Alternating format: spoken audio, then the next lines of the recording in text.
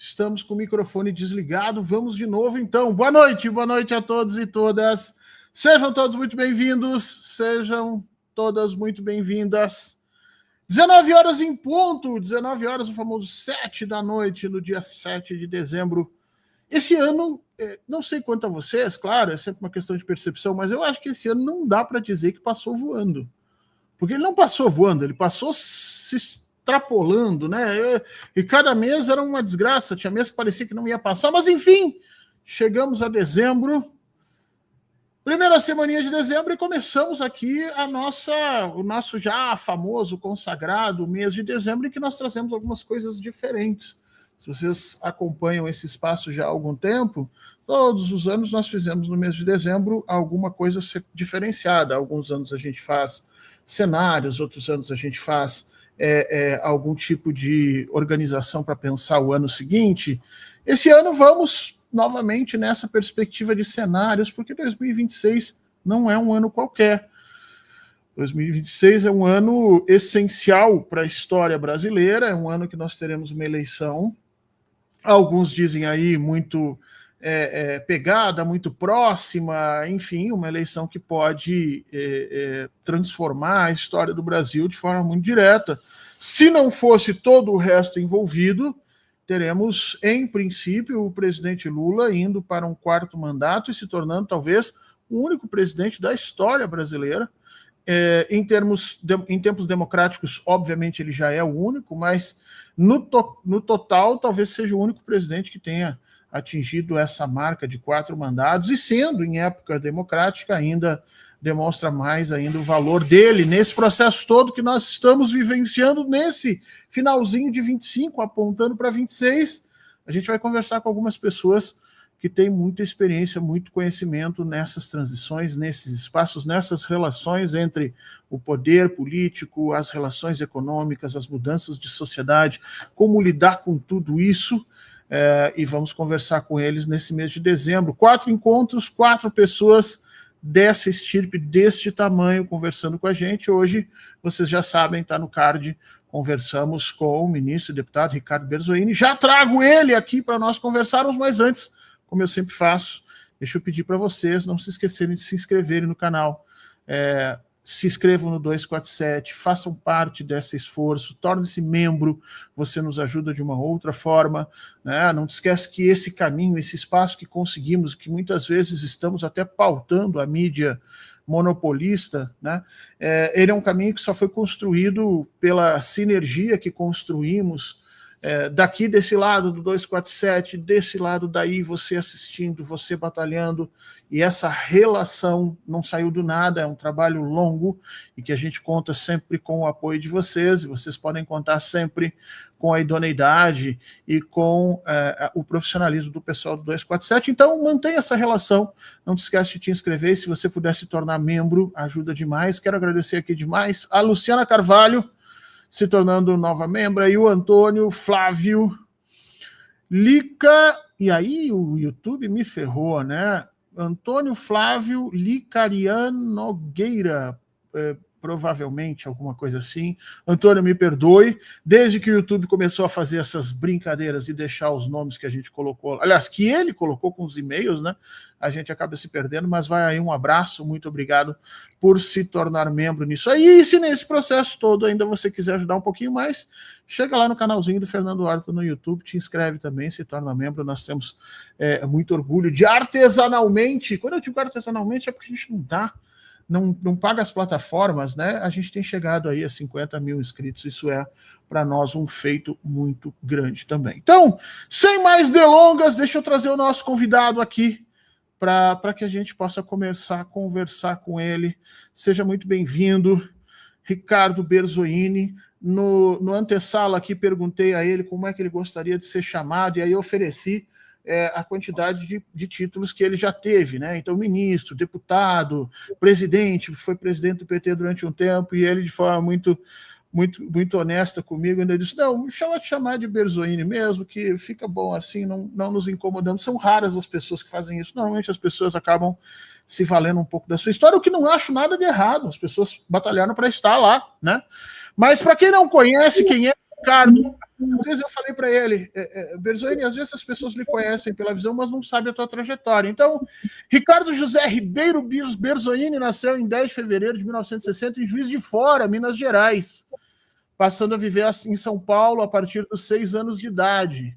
Foi bancário concursado do Banco do Brasil desde 1978, cursou engenharia industrial em São Bernardo do Campo e se filiou ao Partido dos Trabalhadores em 1980, na época que não era modinha, né? Na época em que a coisa estava feia ainda no meio do processo da ditadura. Iniciou sua militância política no Sindicato Bancário de São Paulo, Osasco e região, onde foi delegado em 1985 e presidente entre 1994 e 2000. Elegeu-se deputado federal por São Paulo em 4 eleições consecutivas, 98, 2002, 2006 e 2010, tendo presidido a Comissão de Constituição e Justiça da Câmara entre 2012 e 2013.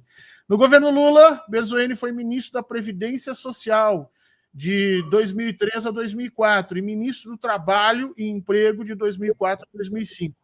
No governo Dilma Rousseff, ocupou 3 pastas ministeriais, Secretaria de Relações Institucionais, ou seja, mexendo na bagunça toda ali, né? Relações institucionais é para fazer a coisa andar, né? Depois, Ministério das Comunicações, aliás, Ministro das Relações Institucionais em 2014, das Comunicações em 2015 e da Secretaria-Geral, Secretaria de Governo, hoje chama de Secretaria-Geral de Governo, mas na época era só Secretaria de Governo, de 2015 a 2016. Foi presidente nacional do PT em 2 períodos, entre setembro de 2005 e outubro de 2006, e em janeiro de 2007 e fevereiro de 2010, fevereiro de 2010, após ser reeleito em dezembro de 2007. Né? Coordenou a campanha, e isso é muito importante, a campanha de reeleição do governo Lula em 2006, e em 2003 recebeu o título de Grande Oficial Especial da Ordem do Mérito Militar. Ou seja, não estamos falando com alguém que está aqui dando opiniões sem um conhecimento muito profundo de causa. Quero agradecer demais ao Berzoini por ter aceitado estar com a gente hoje. O domingo eu sei que é um dia meio complicado, especialmente para quem gosta de ficar um pouco mais com a família. E já lhe endereço, Berzoini, a nossa primeira pergunta, e aí tu usa o teu tempo como tu quiser, né? Meu caro, o PSDB foi protagonista da política brasileira por décadas, né? Esse partido praticamente desapareceu do mapa eleitoral atualmente. E figuras como Aécio Neves, José Serra, que eram antes postulantes à cadeira da presidência da República, não tiveram nenhuma chance de fazer isso, né? Já não mobilizam mais eleitorado de forma nenhuma. Ao mesmo tempo, vemos uma extrema-direita rachada, com os filhos do Bolsonaro em guerra aberta contra os antigos aliados, como Valdemar da Costa Neto, e até mesmo pastores das igrejas evangélicas hoje, né? E ainda outros caciques do Centrão que entram nessa briga, que estão sendo nomeados aí pelo Flávio Bolsonaro e tudo mais. Nesse cenário de completa fragmentação que a gente está tendo aí da política, tanto da direita liberal quanto da extrema-direita, como é que o senhor avalia as possibilidades de reconfiguração desse campo conservador para 2026? Ou seja, eles vêm com força, e se vem com força, vem baseado no quê, meu caro? E essa fragmentação que nós estamos vendo agora, nesse momento, né? A despeito de que ela ali adiante possa se reorganizar, mas ela favorece ou ela dificulta a nossa estratégia eleitoral? Meu caro Berzoini, seja muito bem-vindo, o tempo é seu. Boa noite, Fernando, prazer estar com você e com as pessoas que estão nos seguindo na internet, também os que verão depois.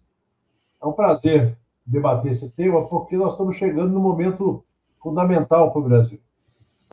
Mais uma vez, né? Nós vivemos nos últimos anos vários momentos fundamentais, mas nesse momento particularmente, nós que vencemos o desafio de retomar a democracia, a soberania popular e a soberania nacional em 2022, sob a liderança do presidente Lula, nós temos agora o desafio de consolidar aquilo que nós entendemos que era um processo de mobilização nacional para derrotar Bolsonaro, para derrotar o golpismo, o militarismo tosco, uma visão deturpada do papel do Brasil no mundo, uma visão subserviente ao império, e retomar um caminho das políticas sociais, da soberania nacional, de um projeto de reindustrialização do país e assim por diante. Então, é um momento que nós vamos ter que ter muita inteligência política para não errar. A política ela cobra muito caro dos que erram. Errar é humano, todos nós erramos em alguma medida, mas o fundamental é não errar muito, não cometer erros primários. Então, qual é o cenário que está colocado? Você falou do PSDB. O PSDB cometeu um grande erro quando subordinou a sua existência partidária à necessidade de apoiar o governo Fernando Henrique Cardoso sem nenhum senso crítico. Ou seja, nós tivemos, naquele período, eu era deputado de oposição no segundo mandato, no primeiro mandato do Fernando Henrique Cardoso, eu era presidente do Sindicato dos Bancários de São Paulo, e nós tivemos, naquele período, um partido que se pretendia social-democrata, virar um partido neoliberal de maneira vergonhosa. Uma agenda de privatizações, de arrocho salarial, de arrocho tributário dos trabalhadores e de moleza tributária para os empresários. Ou seja, foi um período de 8 anos terríveis e totalmente ao avesso do que seria um partido social-democrata. Eles rasgaram praticamente seus compromissos. Para o quê? Para continuar governando o Brasil, governar São Paulo, com Mário Covas 2 vezes, e depois Serra e Alckmin e Serra, perdão, governar Minas Gerais com Aécio Neves e outros estados do Brasil, abandonando qualquer perspectiva de representar setores da classe trabalhadora. O PT, obviamente, ocupou esse espaço, o PSDB foi se esvaindo em lutas internas e hoje é um partido insignificante. Qual é o risco para o PT?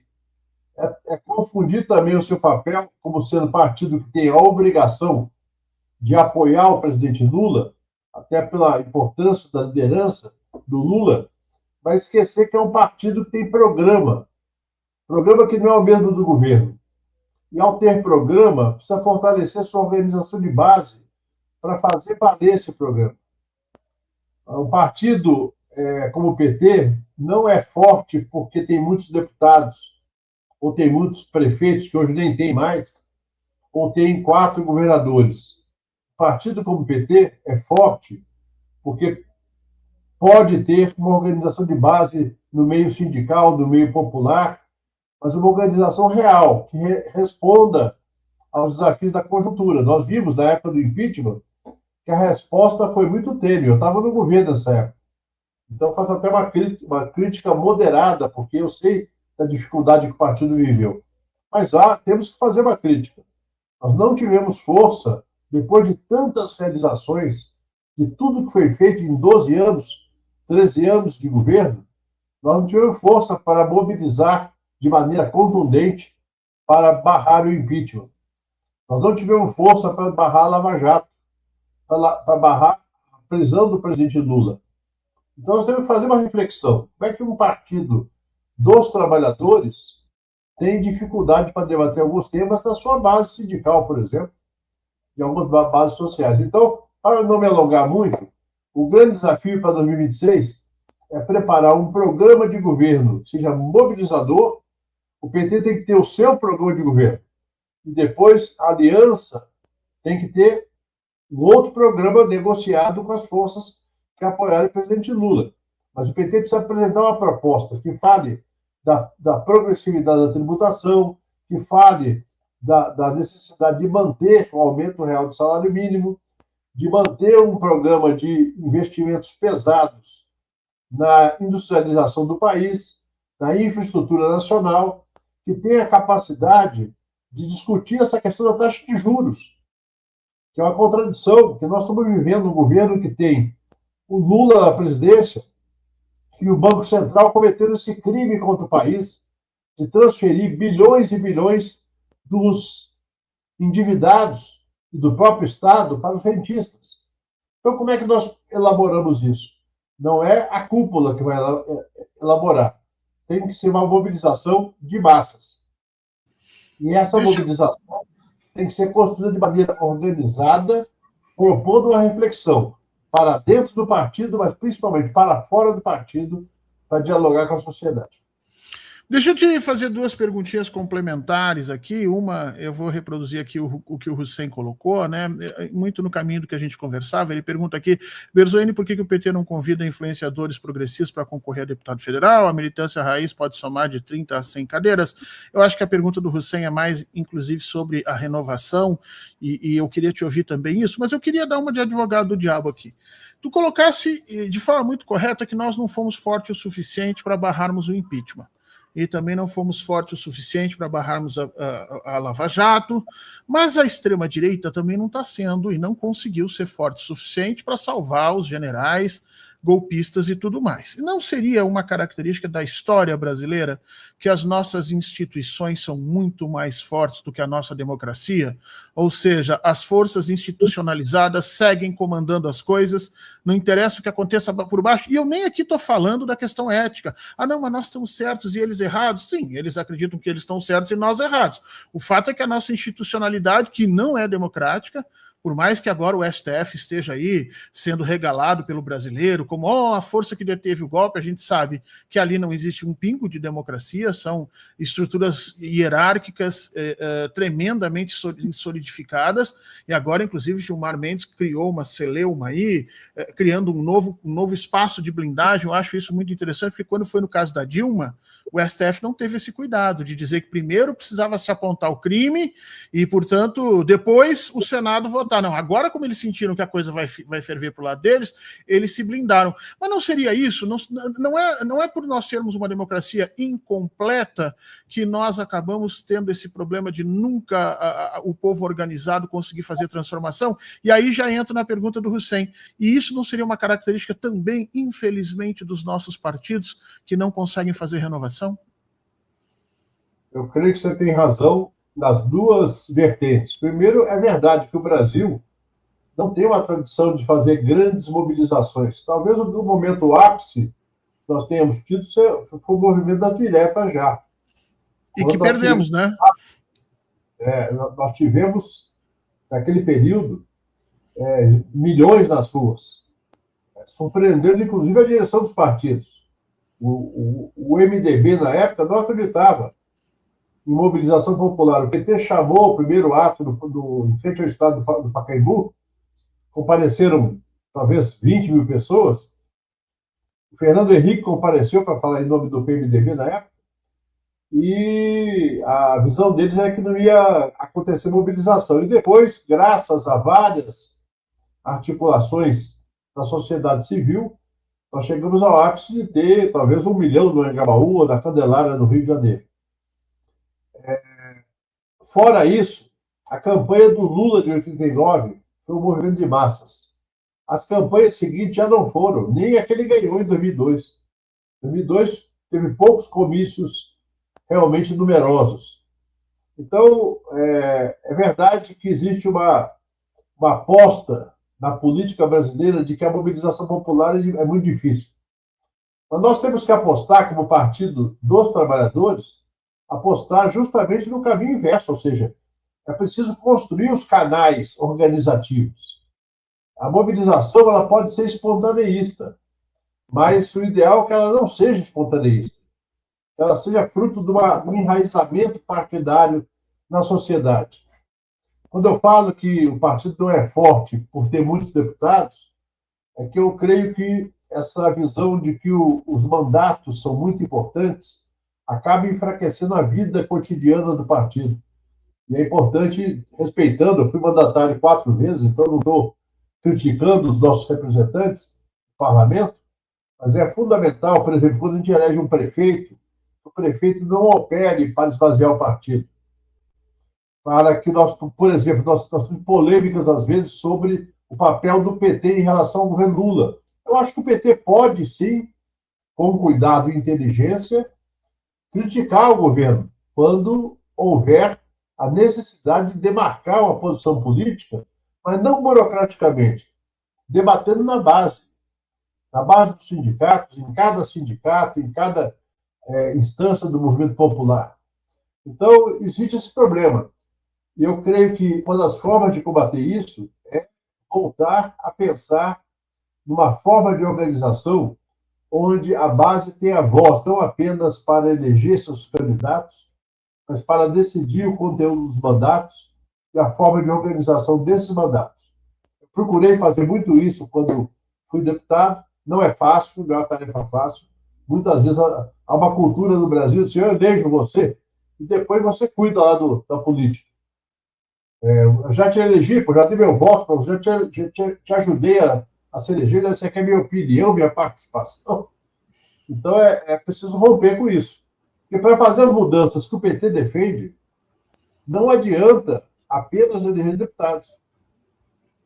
Essas mudanças são profundas. Vou dar um exemplo: reforma agrária. O PT, os governos do PT nunca conseguiram, e eu entendo até por quê, fazer reforma agrária de fato. O que nós fazemos é assentamento. Reforma agrária não é fazer assentamento. Reforma agrária é você enfrentar o latifúndio. E no Brasil, com essa força econômica do agro, é muito mais desafiador. Então, como é que nós pensamos num planejamento de médio e longo prazo em fazer um debate social sobre a importância de reduzir o peso do latifúndio da economia nacional e fortalecer uma política real de reforma agrária? A mesma coisa, reforma do sistema financeiro. Como é que nós fazemos para explicar à população que todos os anos os bancos sugam bilhões da economia real, dos trabalhadores, dos pequenos empresários, e as pessoas não têm como se defender? É preciso uma reforma do sistema financeiro. Mas isso não se faz com 80, 100 deputados. Isso se faz com o povo da rua. Pois é, seguindo nisso, deixa eu te perguntar um pouco sobre o governo, né? O governo Lula 3, a gente sabe, tem enfrentado muitas dificuldades aí para conquistar um apoio mais amplo, popular especificamente. Os índices de aprovação estão aquém do que a gente imaginava. Acho que a última pesquisa deu 32% de aprovação e 37% de reprovação, depois de uma briga gigantesca que nós estamos indo, vai e volta, né? E mesmo a gente sabendo que os programas sociais foram retomados, que nós diminuímos a pobreza de forma gigante de novo no Brasil, saímos desse mapa da fome, né? Estamos com o menor índice de desemprego aí durante alguns anos. Então, mesmo com tudo isso, retomada dos investimentos públicos e tal, a aprovação não tem subido, né? Ao mesmo tempo, tu citaste aqui, o Banco Central mantém juro real no patamar estratosférico de 10%. E quando eu falo juro real, vamos explicar para as pessoas, né? Porque a pessoa vai dizer assim, Fernando, não, a Selic está 15%. Não, é que o juro real é a Selic menos a inflação. Então você tem uma inflação que está ordenando ali entre 5%, aliás, a inflação está menos de 5%. A inflação está 4% e lá vai pedrada. E olha que coisa maluca. Se o Banco Central mantém o juro alto e o presidente Lula baixa a inflação, nós trabalhamos para os banqueiros. Porque se o presidente Lula baixar a inflação para 3%, por exemplo, o juro real vai a 12%. Então, veja que loucura, né? Mas o Banco Central mantendo o juro real em 10%, como ele está agora, ele trava o crescimento econômico, ele dificulta a geração de empregos. E eu queria te perguntar, então, como ex-ministro da Previdência, do Trabalho, como o senhor analisa essa equação entre política econômica contracionista, ou seja, aquela que tira dinheiro da sociedade para evitar que as pessoas gastem e tentar segurar a inflação na base do marretaço, que nem a gente diz, né? E, do outro lado, a necessidade de construir uma base popular sólida para as eleições de 2026, ou seja, o Banco Central pode estar nos solapando a eleição de 2026. É possível o governo ainda, vamos imaginar que o Gabriel Galípolo amanhã levante e diga, eu preciso ajudar esse país aí para frente, que ele não tem feito, a bem da verdade, né? Mas que ele acorde de manhã e diga isso. Será que tem tempo hábil, se ele resolver começar a reduzir os juros, para que a gente reverta esse quadro a tempo ainda do presidente Lula colher os louros devidos, os louros que lhe são devidos, porque ele tem combatido tremendamente aí o desemprego e a desigualdade, e isso não tem reverberado na política porque o juro está lá em cima. É possível reverter isso e de que forma a gente conseguiria, meu caro? Primeiro, falando um pouco sobre a questão da aprovação ou reprovação do governo, é bom lembrar que hoje a questão econômica e mesmo a social, ela é muitas vezes obscurecida pela guerra híbrida. Veja bem, nos ambientes das redes sociais e das igrejas evangélicas, da sua maioria, não são todas, há uma campanha permanente de combate ao presidente Lula. Então, nós fazemos uma disputa desigual. Na minha opinião, nas redes sociais, nós já perdemos de 7-1. Hoje, talvez estejamos perdendo de 3-0, 4-0, talvez. Eles têm esquemas profissionais muito poderosos. Algumas estruturas deles gastam mais com impulsionamento do que a SECOM. E eles têm uma sabedoria do que sensibiliza os algoritmos muito mais do que nós. Nós, muitas vezes, tentamos fazer um debate político qualificado, mas não é isso que sensibiliza digamos, o ambiente de rede social. Então, eu acho até que a pesquisa que saiu é boa. Uma pesquisa que nós fizemos uma análise de que o Lula conseguiu já consolidar mais de um terço do eleitorado que é dele. Aquela parte que diz que o governo é regular, uma parte dela encara regular como bom, não regular como negativo. Então, sem nenhum falso otimismo, eu acho que nós estamos num momento bom, que pode até não ficar tão bom daqui a pouco, mas nesse momento está bom. Você falou da questão dos juros. É claro que a taxa de juros, no Brasil, ela foi várias vezes na história usada de uma maneira absolutamente desequilibrada em relação à realidade da economia. Países que têm inflação maior que a nossa têm taxas de juros nominais menores que nós. Então, o que acontece? Quando você tem uma taxa de 15% e com um sistema financeiro que cobra spreads, spread é a diferença entre o juro de balcão e o juro da Selic. Nós temos uma tradição de spreads muito altos. Então, o pequeno comerciante, a dona de casa, o trabalhador, quando ele vai no banco, ou pela internet ou pessoalmente, ele acaba pagando um custo muito elevado. Isso subtrai renda das famílias e subtrai margem operacional das pequenas e médias empresas. As grandes empresas conseguem juros menores, até em operações internacionais.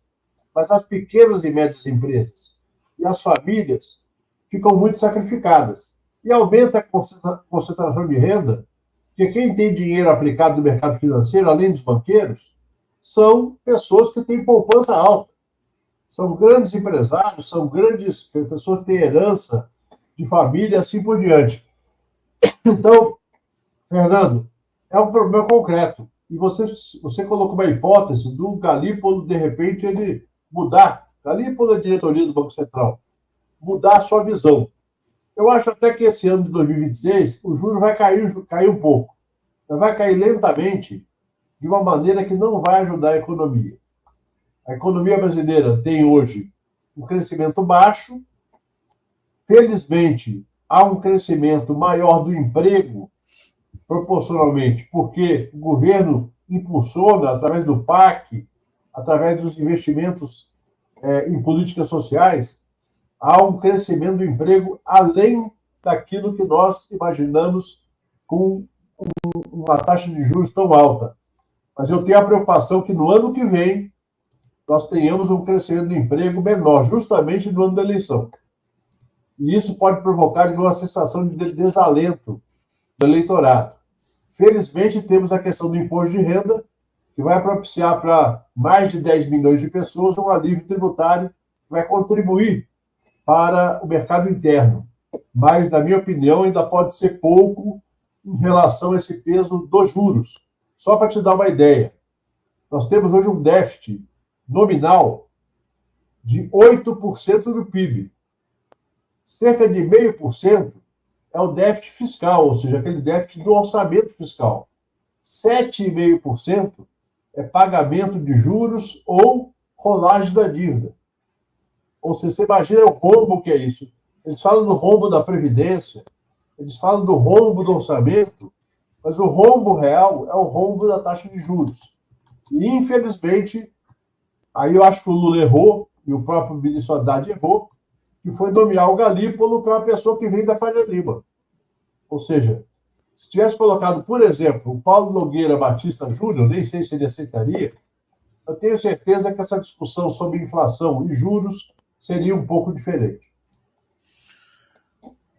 Pois é, as pessoas às vezes não se dão conta, né? Mas cada ponto percentual da Selic, cada vez que aumenta um ponto da Selic, nós temos algo entre 32 e 40 bilhões de reais que aumenta na dívida do governo. Então, veja bem, se os juros caíssem entre 3% e 4%, nós arrumávamos o orçamento, liberávamos dinheiro para a economia e tudo mais que pode acontecer. Só que a gente sabe que isso não pode baixar de uma hora para outra, porque nós estamos falando da taxa regente de juros de uma economia. Você não pode chegar amanhã o Galípolo levantar e dizer, olha, vou baixar 10 pontos percentuais. Não, ele vai quebrar tudo, então ele precisa de um tempo, e é isso que o Berzolini está colocando aqui. Ainda que ele venha em janeiro, baixe meio, fevereiro, baixe mais meio, março, baixe mais meio, a gente vai conseguir, eu acredito, baixar no máximo um ponto e um pouquinho, porque eu não acredito que ele baixe de meio em meio, mas a gente vai baixar um ponto e um pouquinho, o que não é suficiente para reativar os circuitos econômicos a tempo de o presidente colher, de novo digo isso, colher os louros devidos do trabalho dele.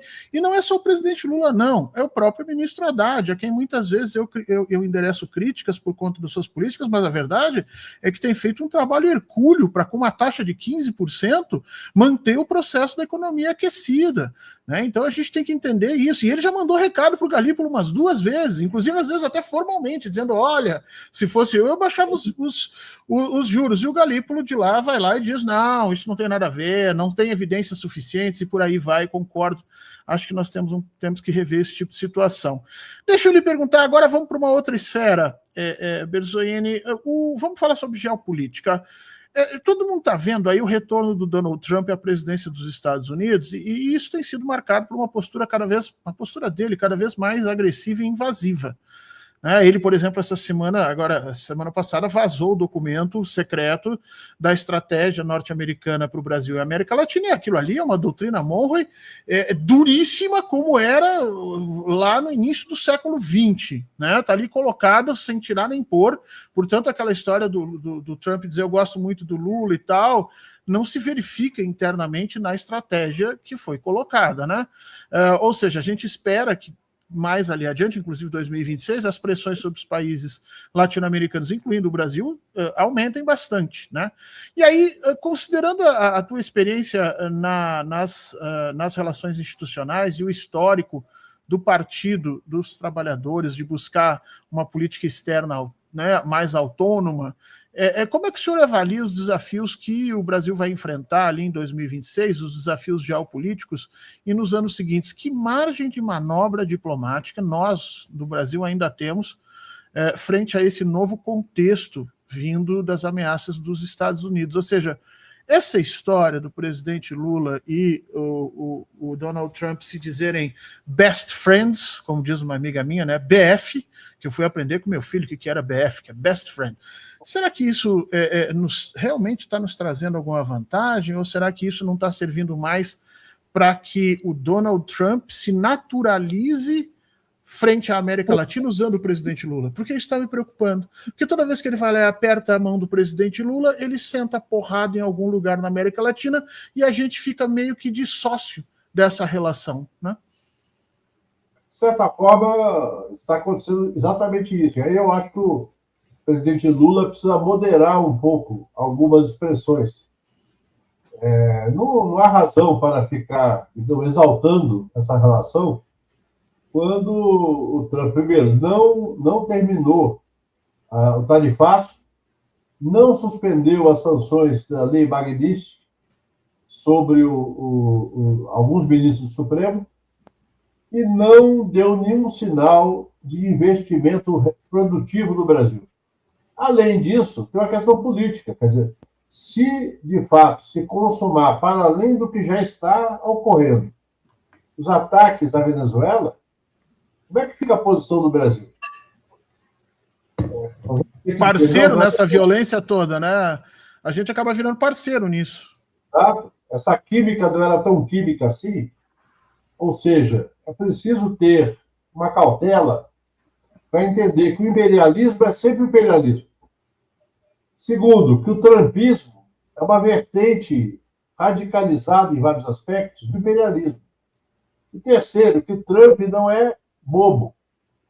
Ele se aproxima do Brasil, sinalizando com concessões e, na verdade, a anulação de algumas tarifas que interessa para ele, e, ao mesmo tempo, ele enfraquece a unidade da América Latina, que já está frágil.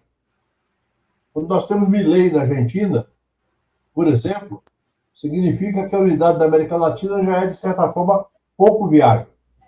Mas é preciso, nesse momento, que o Brasil fale claramente, publicamente, que o Brasil não aceita qualquer operação militar na América do Sul.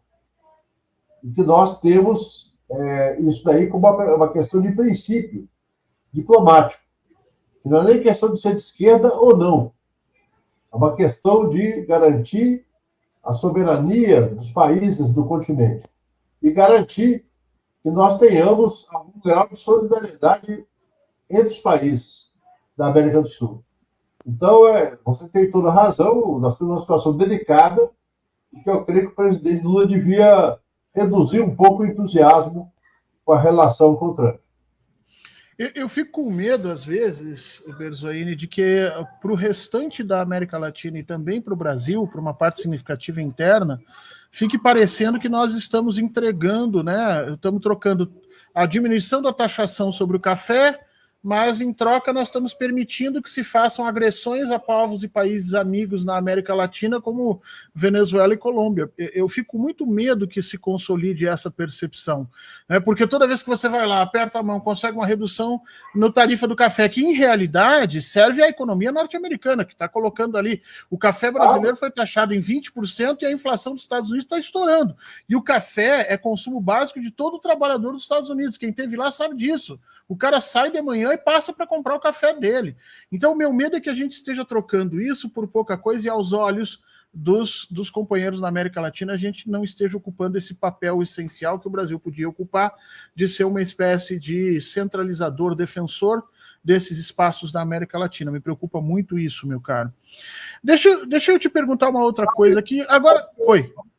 Só para ponderar uma coisa, para cada $1 do preço do café no varejo nos Estados Unidos, apenas 10 centavos é o custo do café verde que nós vendemos. Toda a agregação de valor é feita lá. Então, o café, para eles, é fundamental poder importar do Brasil.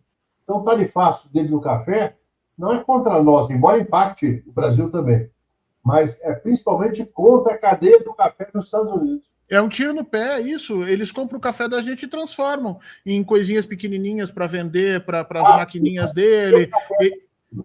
Eles botam muito valor em cima, então isso ainda vai dar um problema. Vamos pensar, deixa eu te perguntar sobre eleições de 2026. Muita gente aqui pedindo essas perguntas, está todo mundo ávido, todo mundo preocupado, né? A gente sabe que as eleições de 2026 elas vão ter dinâmicas distintas, né? Elas vão ser diferentes do executivo para o legislativo. Aliás, esse é um tema recorrente no Brasil. O presidente Lula consegue se eleger com 60 milhões de votos, mas nós não conseguimos avançar no parlamento, mais ou menos, né, usando as mesmas proporções, ou seja, não há um voto filiado, não há um voto consequente no executivo, no legislativo, nós já sabemos disso há algum tempo. Enquanto a disputa presidencial pode se consolidar em torno de nomes, pouquíssimos nomes competitivos, é o presidente Lula, é alguém que a direita vai colocar que ainda não tem voto, quer dizer, nós estamos numa intersafra, vamos dizer assim, de lideranças políticas, isso importantes, né? Mas já as eleições para os governadores, Câmara e Senado tendem a reproduzir as lógicas mais locais, e a gente tem visto a direita crescer muito nessa situação, né? Baseado na tua experiência, tanto no comando de um partido como o Partido dos Trabalhadores, quanto nos mandatos parlamentares, como é que o senhor avalia a capacidade do partido de construir uma bancada legislativa forte e governos ou governadores aliados, mesmo aliados até para ajudar, né, na reeleição do presidente Lula? O PT hoje, na sua opinião, tem quadros suficientes e competitivos para além da força presidencial? Veja bem, nós temos, na verdade, um problema concreto hoje de representatividade nacional. O PT, por exemplo, em São Paulo, ele caiu muito em termos de bancadas e de prefeituras. Então, nós teremos uma eleição em 2026 em que a capacidade de mobilização primária, que eu chamo, que é aquela mobilização de máquina, ela será pequena. Em São Paulo temos apenas 4 prefeituras hoje, sendo que 3 são muito pequenas, e uma é média, que é Mauá. Em Minas Gerais estamos um pouco melhor. No Rio de Janeiro, temos basicamente Maricá, e o restante temos pouca participação. Se olhar no Rio Grande do Sul, onde já tivemos muitas cidades médias governadas pelo PT, hoje temos pouca coisa. E assim por diante, Santa Catarina, Paraná, no Nordeste um pouco melhor, mas também não é muito melhor. Então, nós temos hoje uma situação difícil, ao mesmo tempo, poucos nomes de grande destaque. Por exemplo, em São Paulo, está se falando do quê? De trazer o Haddad, como é um nome nacional, muito conhecido, fortalecido por algumas questões de governo, ainda que tenha críticas em relação a outras, mas o Haddad para ser candidato ao governo ou ao Senado. E se olhar o mapa hoje de candidaturas do PT no Brasil, não é uma coisa muito promissora. Teríamos que trabalhar muito para fortalecer, nesse período que resta até o começo da campanha, fortalecer alguns posicionamentos. E isso, deixa eu só te perguntar aqui, meu caro. Ih, cortou, fui eu que caí ou foi. Deixa eu só te perguntar aqui num parênteses. Isso que tu apontasse é culpa de uma sociedade que não participa ou do partido que não está dando espaço suficiente para essa participação? Bom, primeiro, vamos lembrar que nós sofremos um ataque brutal há 10 anos atrás e que se projetou até pouco tempo atrás. Ainda hoje, muita gente acha, não, Lula saiu da cadeia, mas ele não foi absolvido. Certo? É uma frase que eu já ouvi de pessoas dizendo, não, mas a coisa é a seguinte, ele foi anulado do processo, mas não houve a inocência, a absolvição. Isso daí, obviamente, confunde as pessoas e cria esse tipo de ambiente. Então, o PT sofreu esse ataque, talvez outros partidos não sobreviveriam, nós sobrevivemos, estamos vivos, relativamente fortes, mas com uma dificuldade concreta de projetar um crescimento.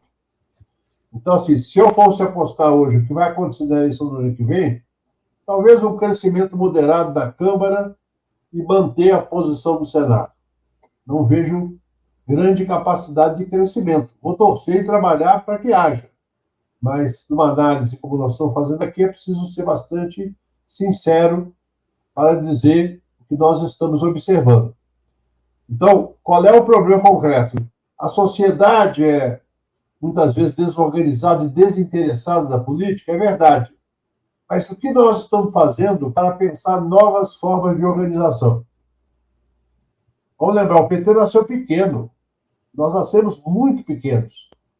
Na primeira eleição, nós elegemos apenas 8 deputados federais e nenhum senador. Na segunda, que foi a Constituinte, 16 deputados e nenhum senador. Acumulamos força até os anos 2000. E de lá para cá, nós estagnamos, de certa forma, a nossa força. Sofremos ataques e, ao mesmo tempo, também tivemos problemas internos. Uma acomodação, um envelhecimento. E quando se fala, olha, o partido não abre espaço, eu aprendi uma coisa na política. Na política, ninguém abre espaço para ninguém. Infelizmente. Os segmentos organizados da juventude, da cultura, do combate ao racismo, têm sempre que forçar a porta para entrar. E não pode ter uma atitude muito reverencial. Nós precisamos trabalhar para tensionar as estruturas do partido. Então, o Congresso que vai ocorrer agora é muito importante se houver mobilizações para tensionar. Tensionar no bom sentido, veja bem, com responsabilidade. Nós sabemos que nós não podemos fazer um tensionamento que leve a desgaste, mas temos que tensionar para quê? Para avançar no programa e para avançar na organização. O PT precisa ter um projeto organizativo. Quando eu falo do PT, me refiro também ao PCdoB, ao PSOL, são partidos menores que o PT, também, olhando de fora, eu não vejo um projeto organizativo para ampliar sua força. Então, nós corremos o risco de ter, na próxima eleição, o PT talvez crescendo um pouco, o PSOL talvez nem crescendo e o PCdoB também não. Eu falo com o maior respeito a esses aliados, porque a nossa relação sempre foi de muito diálogo. PSB também é um partido que se divide entre o setor mais à esquerda e outro setor mais conservador. O PDT também tem franjas conservadoras. Então, esse bloco de partidos do campo democrático popular precisam ter um projeto organizativo e trocar figurinha para evitar desgastes em eleições sindicais, em eleições locais, que causem depois indisposição para a aliança.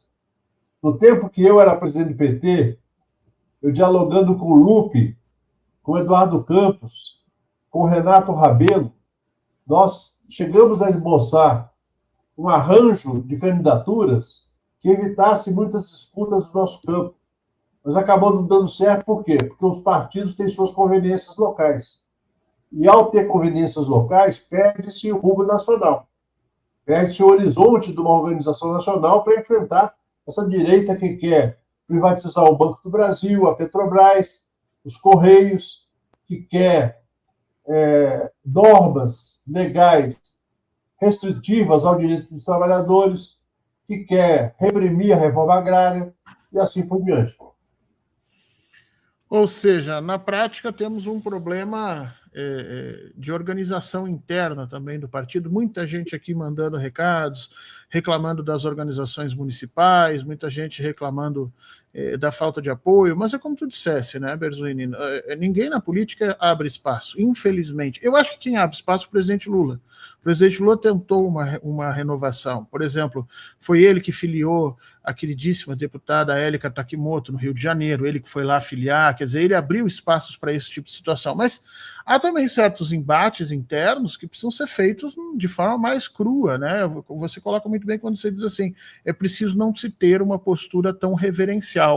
Ou seja, o cargo que está ali colocado, um deputado e um senador, ele também tem os seus pontos, as suas condições de crítica e precisa ser enfrentado nessa situação.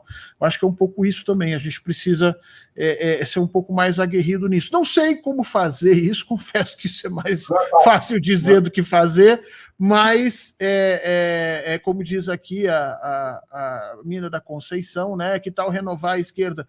De novo, falar é super fácil, fazer bem difícil. Aliás, acho que as eleições de 2024, Berzoini, foram mais ou menos isso, não te parece?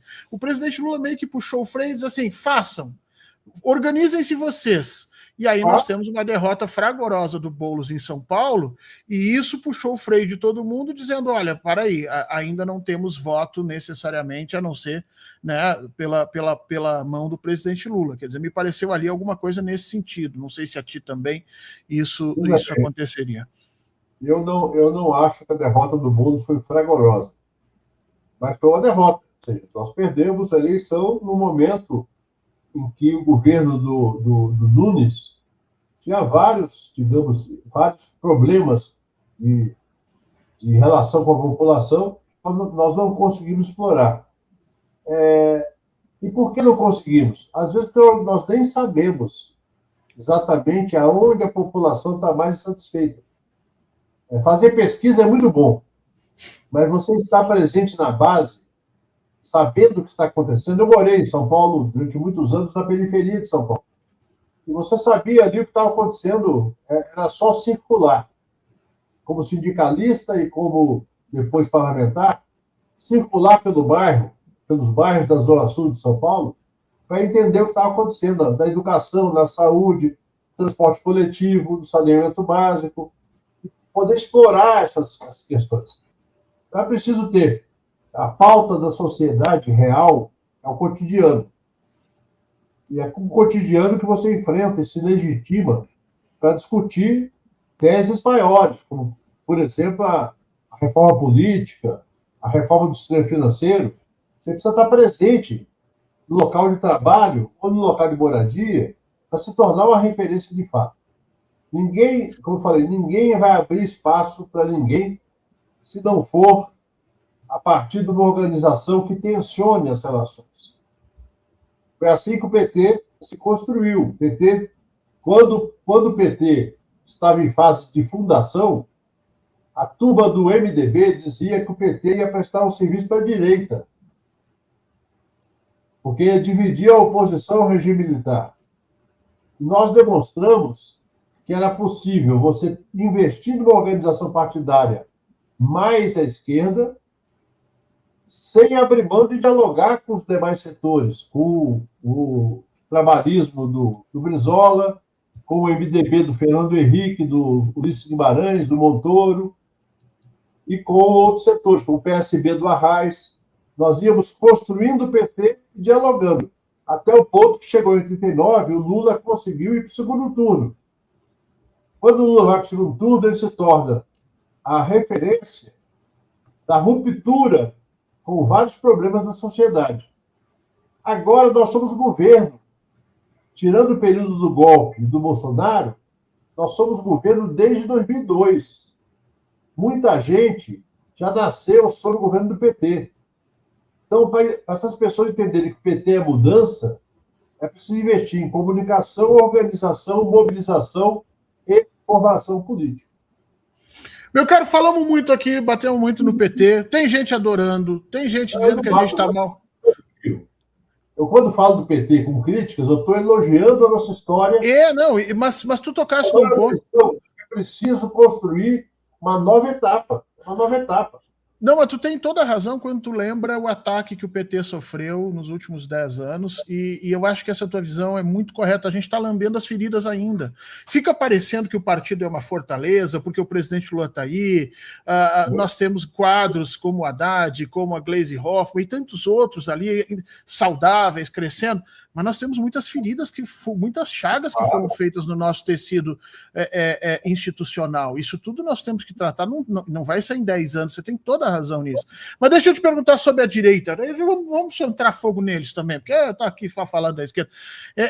A direita é fragmentada, a gente já falou isso ali na frente, né? Mas isso não quer dizer que eles vão ser derrotados eleitoralmente de uma forma fácil, né? Historicamente, o centrão brasileiro, por exemplo, se mostra com uma capacidade de adaptação absurda, né? Onde está, eles conseguem se movimentar, não interessa ideologia, não interessa, surge partido novo, sai partido novo, eles continuam, troca a liderança, a coisa vai andando, né, numa sobrevivência absurda que eles têm.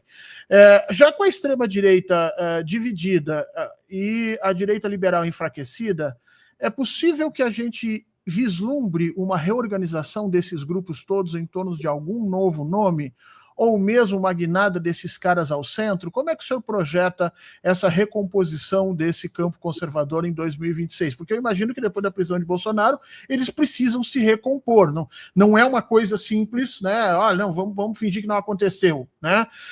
E aí, como é que o senhor pensa essa recomposição, especialmente aí no papel dos governadores e no papel do empresariado? Empresariado, aliás, que financiou o golpe, esteve participando e que o STF esqueceu, né, de punir, esqueceram de investigar. Parece que tudo eram os generais, não tinha ninguém por trás, né, alugando 2.000, 3.000 ônibus para vir para Brasília. Não, isso não acontece. Como é que funciona essa reorganização? Como é que tu vês essa reorganização da direita no Brasil? Fernando, em 64, os militares foram apenas os executores do golpe. Quem estava por trás do golpe, você sabe bem disso, eram latifundiários, multinacionais, banqueiros e setores do varejo nacional. Era esse bloco. Em 2016 também. Em 2016 foi um golpe civil, mas com militares atuando.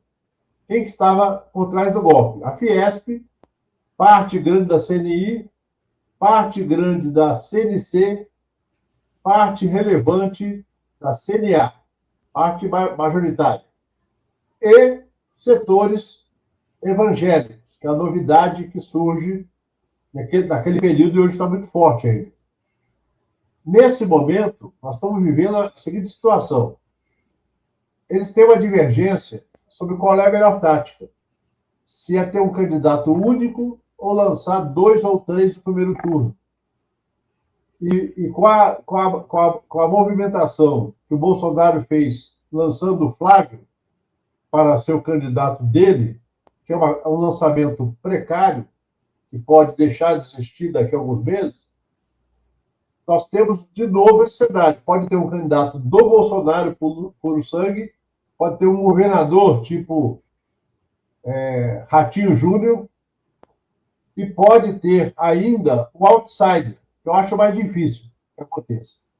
Então, o que pode acontecer nesse momento é haver uma negociação entre o Centrão, que está fora do governo, porque uma parte do Centrão está no nosso governo. É bom lembrar, tem 3 ministros do MDB, tem 3 ministros indicados por setores do União Brasil, tem 3 ministros do PSD. E a presidência da Caixa Econômica Federal é do PP, do Arthur Lira. A Caixa Federal vale muito mais do que a maioria dos ministérios em termos de capacidade operacional na política. Então é bom a gente perceber isso. O Centrão não está todo lá. Uma parte do Centrão está conosco. Vai estar conosco na eleição? Ainda não sei. Mas uma parte do Centrão está conosco, esteve conosco em 2022. Então, o Renanzinho, o Jaderzinho e o terceiro ministro do MDB, que é a Simone Tebet, são do MDB. O Sabino é do União Brasil. E assim por diante. O Silvio Costa Filho, pós-aeroportos, é do Republicanos. Então, nós temos que entender que esse jogo vai ser um jogo muito delicado e o presidente Lula sabe jogar esse jogo, que vai precisar transcorrer esses meses que faltam até as convenções para assegurar que uma parte do PSD do Kassab, Bahia, Rio de Janeiro, alguns prefeitos de São Paulo e alguns setores do PSD do Rio de Janeiro fiquem com Lula na campanha. Que não quer dizer que o PSD vai estar com Lula. A parte do MDB também que está com Lula permaneça e consiga ampliar um pouco essa franja. E também uma parte do União Brasil, que pode sair do União Brasil ou ficar lá sob a vista grossa da direção. Então, o que vai acontecer? Daqui até maio do ano que vem, nós vamos ter toda essa negociação. O que o Bolsonaro quer é alguém que faça o compromisso público da anistia. Com ele, né? Só isso. Ele quer resolver o problema dele de sair da cadeia. Só isso. Inclusive, a anistia é só para ele, não é anistia para os demais presos, não, só para ele. O que o Tarcísio quer é sentir segurança de que ele vai ser o candidato unificado da oposição, para ele largar o estado de São Paulo para ir para a disputa que ele pode perder. E no nosso campo, nós não temos que preocupar muito com eles, não. Temos que preocupar como é que nós avançamos nos estados, aí pesquisas bem feitas podem dar indicativos poderosos. Por exemplo, no estado de São Paulo, nós podemos crescer 5% a votação em relação à eleição passada. Em Minas Gerais, dá para crescer com as nossas prefeitas, Margarida e a nossa companheira de contagem, Marília. Nós temos condição de crescer em Belo Horizonte, crescer nas capitais do Nordeste, onde a votação nossa não foi tão boa quanto no interior. Então, é um trabalho assim, de engenharia política muito fino. Eu acho até que esse congresso do PT, se ele não tomar cuidado, ele pode gastar uma energia muito grande quando nós precisamos ter gente cuidando desses detalhes. Lá em Pernambuco, com aliança com o João Campos e com uma simpatia da Raquel Lira. Dá para pensar num apoio que eleve em mais 10% os votos em Pernambuco? No Ceará, com a luta que está sendo feita lá de unificar o campo da esquerda todo e avançar para o centro, é possível ampliar a votação? Isso daí é a planilha, sintonia fina, pensar nas 200 maiores cidades do país, pensar nas alianças locais, compromissos para a eleição de 2028 e pensar numa forma de mobilizar a base social de uma maneira mais intensa para ser uma eleição com sabor popular. para não ficar uma eleição só de televisão e rede social. Ter povo na rua, criar clima de campanha com esse antagonismo. Um mote muito importante vem dessa decisão de zerdar até R$5.000 de imposto de renda. É o governo dizer, nós fizemos um pedaço da reforma da renda. Ainda falta outro pedaço, que é tributar os dividendos como se tributa dos Estados Unidos, da Europa e assim por diante. Meu caro, nós estamos indo para o finalzinho. Eu queria só te endereçar uma última e importante pergunta. Depois desse quadro todo que nós fizemos aqui, magistralmente, você chamou a atenção de coisas que a maioria de nós não enxerga, é por isso que nós precisamos ouvir pessoas do teu calibre o tempo todo sobre essas questões, né? Mas depois disso tudo, e para além dessa disputa eleitoral imediata que a gente tem agora, né, pensando um pouco na política de forma mais extensa, que mudanças ou que rupturas tu acha que o Brasil precisa para que a gente possa retomar um projeto de desenvolvimento sustentável e soberano, né, capaz de responder às expectativas populares e aos desafios do século XXI? Ou seja, se você pudesse dizer, olha, temos que concentrar nosso esforço onde? Para que a gente tenha uma força política, uma capacidade de impulsionamento político dilatado no tempo para além dos meros espaços eleitorais. O que tu nos apontaria, meu caro? Eu creio que a campanha de 2026, Fernando, vai ser uma oportunidade para o presidente Lula falar para o país sobre o futuro do Brasil.